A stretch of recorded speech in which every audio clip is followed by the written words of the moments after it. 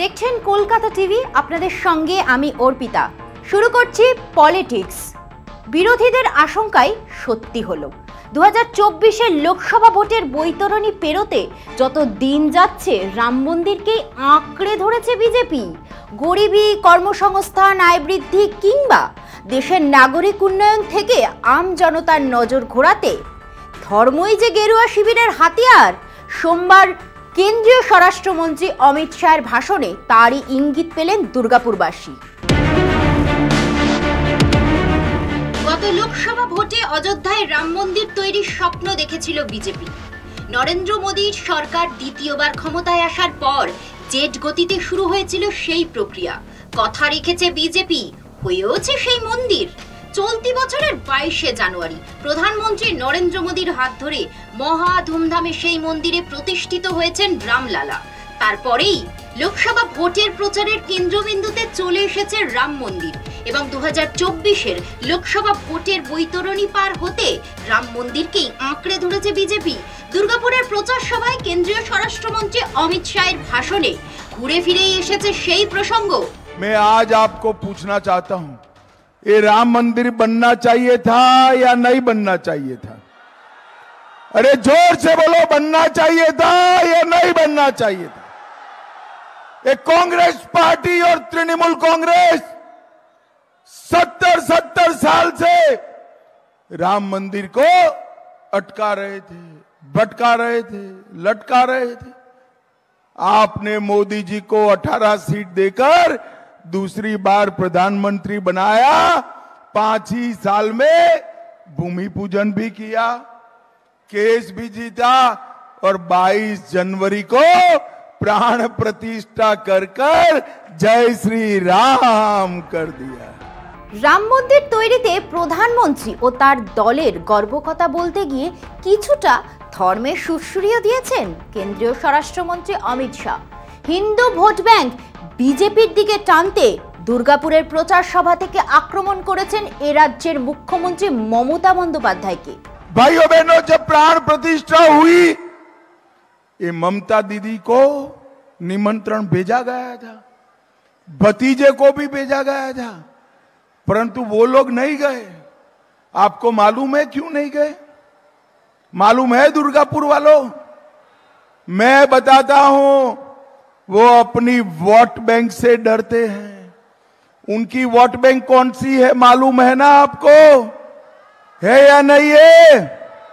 अरे जोर से बोलो, है या नहीं है? एक घुसपैठ कर जो आए हैं ना, वो उनकी वोट बैंक है। इससे ममता दीदी डरती है। এদিনের সভা থেকে একদা শিল্পনগরীর তকমা পাওয়া দুর্গাপুরকে আগের চেহারায় ফিরিয়ে দেওয়ার স্বপ্ন দেখান কেন্দ্রীয় স্বরাষ্ট্রমন্ত্রী অমিত শাহ। প্রশংসা করেন দলীয় প্রার্থী রাজ্যের প্রাক্তন সভাপতি দিলীপ ঘোষের। গত লোকসভা নির্বাচনে দিলীপ ঘোষের সভাপতিত্বেই বিজেপি রাজ্যে 18টি আসন পেয়েছিল বলেও স্বীকার করেন শাহ। ফিরছে একটা বিরতি নিয়ে, সঙ্গে থাকুন। বাংলার পদ্মবনে কি জোড়া কাটায় বিদ্ধ বিজেপি? তৃতীয় দফার ভোটের মুখে রাজনৈতিক মহলে জোর চর্চা চলছে। এই প্রশ্নকে ঘিরে টাটকা দুটি ইস্যু নিয়ে বিজেপি কিছুটা অস্বস্তিতে পড়েছে। আজকের আলোচনা তাই নিয়েই। গত বৃহস্পতিবার রাজভবনে কর্মরত এক মহিলা খোদ রাজ্যপাল সিভি আনন্দ বোসের বিরুদ্ধে শ্লীলতাহানির অভিযোগ তোলেন। তা নিয়ে তোলপাড় চলছে ভোটের বাংলায়।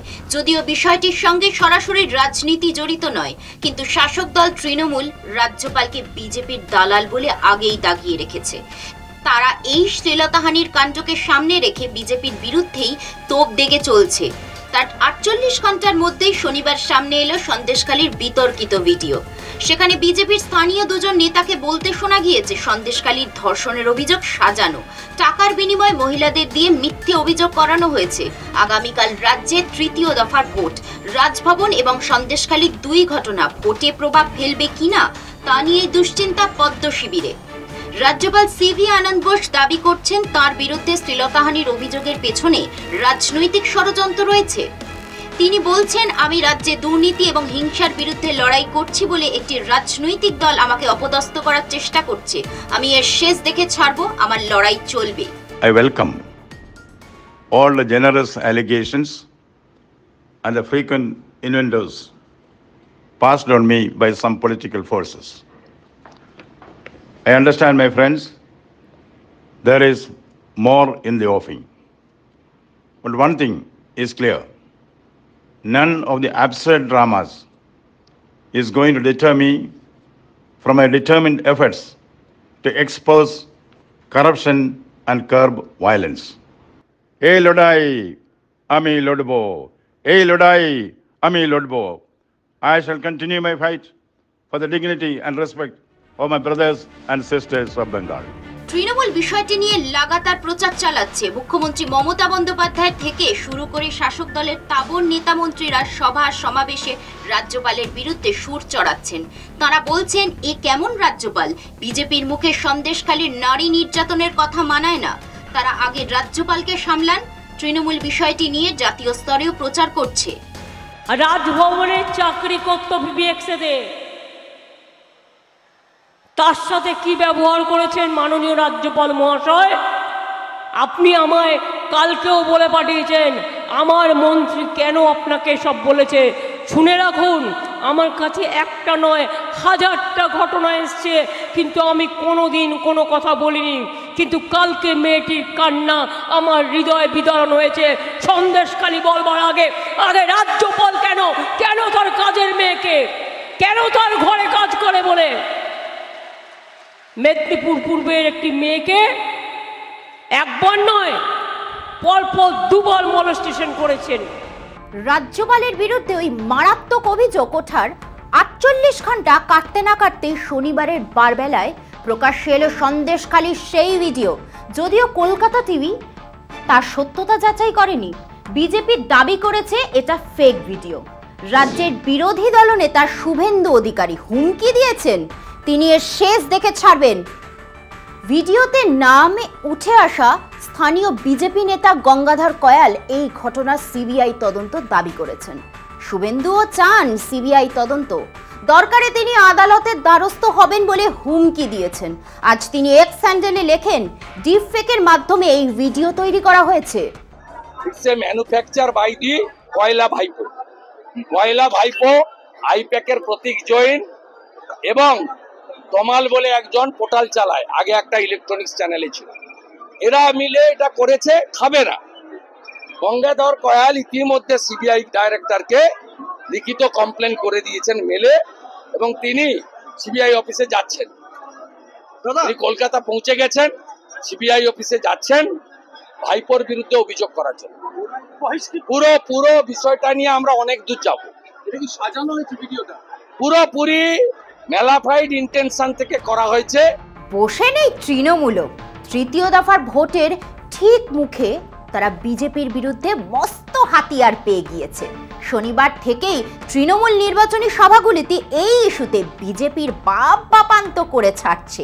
জাতীয় স্তরেও তারা সন্দেশখালী নিয়ে বাজার গরম করছে। রবিবার একাধিক নেতা নেত্রী দিল্লিতে সাংবাদিক বৈঠক করেছেন। बीजेपी ने एक बहुत ही बड़ा षड्यंत्र रचने की कोशिश की संदेशखाली में। इस वीडियो से पता चलता है कि एक भी रेप नहीं हुआ है संदेशखाली में, कोई सामूहिक बलात्कार नहीं हुआ है संदेशखाली में, रेप नहीं हुए हैं संदेशखाली में। ये बीजेपी का षड्यंत्र है। This was the idea with which Bangla विरोधी बीजेपी तरीके से बंगाल के विरुद्ध जो बीजेपी है उनकी यही रचना थी और एक भयानक प्लॉट उन्होंने रचा।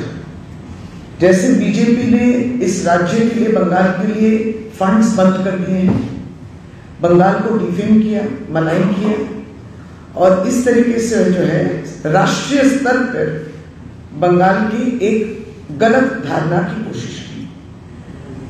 हम लोग दुखी हैं इस बात से कि भाजपा की संग सेंट्रल एजेंसीज और कमीशंस भी, नेशनल कमीशन भी आया, वुमेन्स कमीशन भी आया, SC/ST कमीशन भी आए, सभी उसी धारा में चलते गए।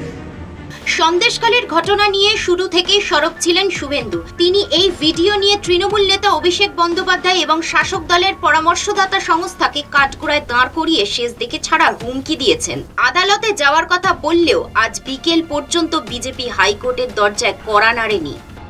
মুখে যতই বিজেপি নেতারা ভিডিওটিকে ভুয়ো কিংবা ডিপফেক বলুন না কেন, তৃতীয় দফার ভোটের প্রাক মুহূর্তে সন্দেশখালী নিয়ে অস্বস্তি কাটাতেই পারছে না বিজেপি। প্রচারে এসে খোদ প্রধানমন্ত্রী নরেন্দ্র মোদী, কেন্দ্রীয় স্বরাষ্ট্রমন্ত্রী অমিত শাহ, বিজেপির জাতীয় সভাপতি জেপি নাড্ডা, উত্তরপ্রদেশের মুখ্যমন্ত্রী যোগী আদিত্যনাথ পর্যন্ত সকলেই সন্দেশখালীর নারী নির্যাতন নিয়ে শোর মাচিয়েছেন। শনিবার এই ভিডিও সামনে আসার স্পষ্টতই বিপাকে পড়েছে বিজেপি। এখন দেখার বাকি দফার ভোটে এই ভিডিও কাণ্ডের কোনো প্রভাব পড়ে কিনা, কিংবা বিজেপি এই অস্বস্তি কি করে সামাল দেয়। এখন সময় একটা বিরতি, ফিরছি বিরতির পর, সঙ্গে থাকুন। দলে দলে আসছেন ওনারা, প্রধানমন্ত্রী একাও আসছেন বারবার।